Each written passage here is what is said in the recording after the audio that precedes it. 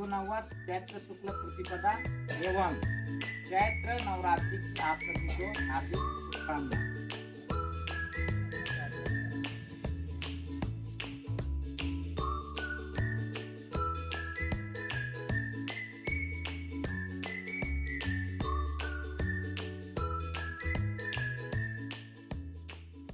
यहाँ हम लोग प्रतिदिन जो पंचांग वाचन करते हैं उसमें कहते हैं ना, विक्रम संवत 2082 अभी कौन सा चल रहा है 2082, और कल से क्या हो जाएगा विक्रम संवत 2083, है ना। तो आने वाले विक्रम संवत 2083 हिंदू नववर्ष चैत्र शुक्ल प्रतिपदा एवं चैत्र नवरात्रि की आप सभी को हार्दिक शुभकामनाएं। हम लोग प्रतिवर्ष मनाते हैं, पता है कैसे मनाते हैं। एक तो हम लोग के यहाँ समय रहता है तो हम लोग हिंदू नववर्ष के दिन में शोभा यात्रा निकालते हैं, रैली निकालते हैं, और दूसरा काम क्या करते हैं, सभी अपने अपने घरों में दीपक जलाते हैं, जितना ज्यादा हो सके 3, 5, 7, 9। तो शाम को, आज नहीं कल, ठीक है ना, कल शाम को सभी अपने अपने घरों में दीपक जलाएंगे, रंगोली बनाएंगे, और उसका आने वाले दिन परसों उसका संख्या यहाँ पर बताएंगे कि कौन कितना दीपक जलाया, कितना रंगोली बनाया, ठीक है। तो कल हम लोग जितने भी आप लोग प्रथम से लेकर के सप्तम अष्टम का तो परीक्षा चल रहा है, ये भैया बहन पंचम का है,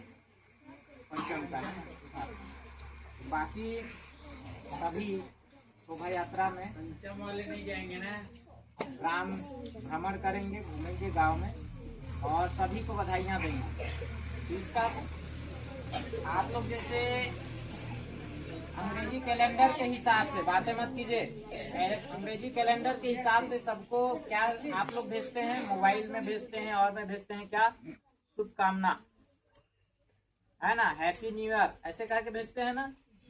तो हम लोगों को अपने हिंदू नववर्ष के लिए भी शुभकामना भेजना है। आप देखेंगे इस कैलेंडर व्हाट्सएप में बहुत से ऐसे अभी आने वाला है शुभकामना।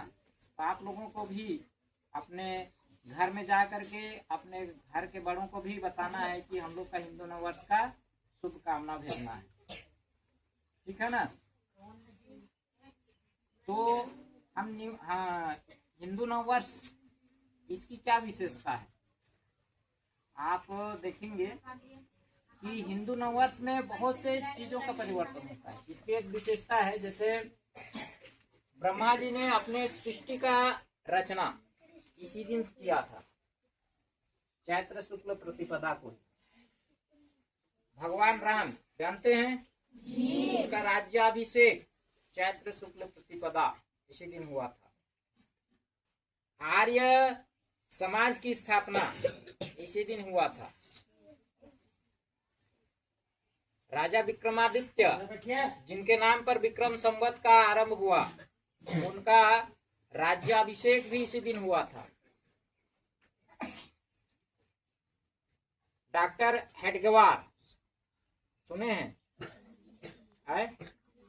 हम प्रातः स्मरण में उनका नाम लेते हैं, है ना, डॉक्टर केशव राम बलिराम हेडगेवार,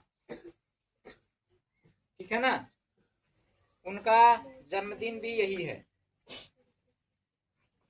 तो इस प्रकार हिंदू नववर्ष की ये सभी विशेषता है।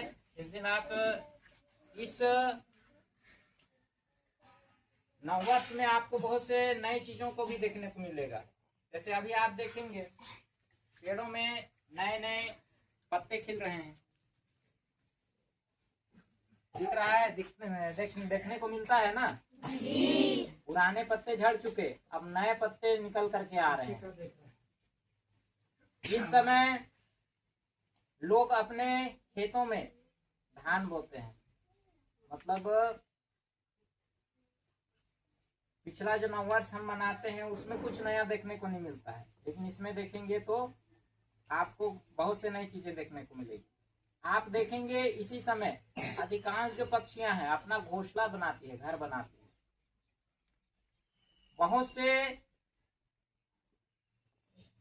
आप देखेंगे जंगलों में ऐसे बहुत से पेड़ों में फल लगते हैं, फूल आते हैं इसी समय में। ये सभी नए नए चीजें हम लोग को देखने को मिलती है।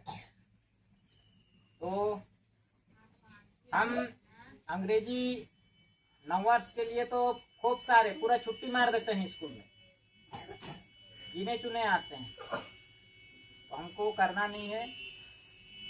उसमें अधिकांश लोग खाने पीने उसी में गंवा देते हैं। ये सब कार्य नहीं करना है। हम लोग को जो कार्य करना है, सुबह शाम दीपक जलाना है और लोगों को अपने हिंदू नववर्ष की बधाइयां देनी है। ठीक है।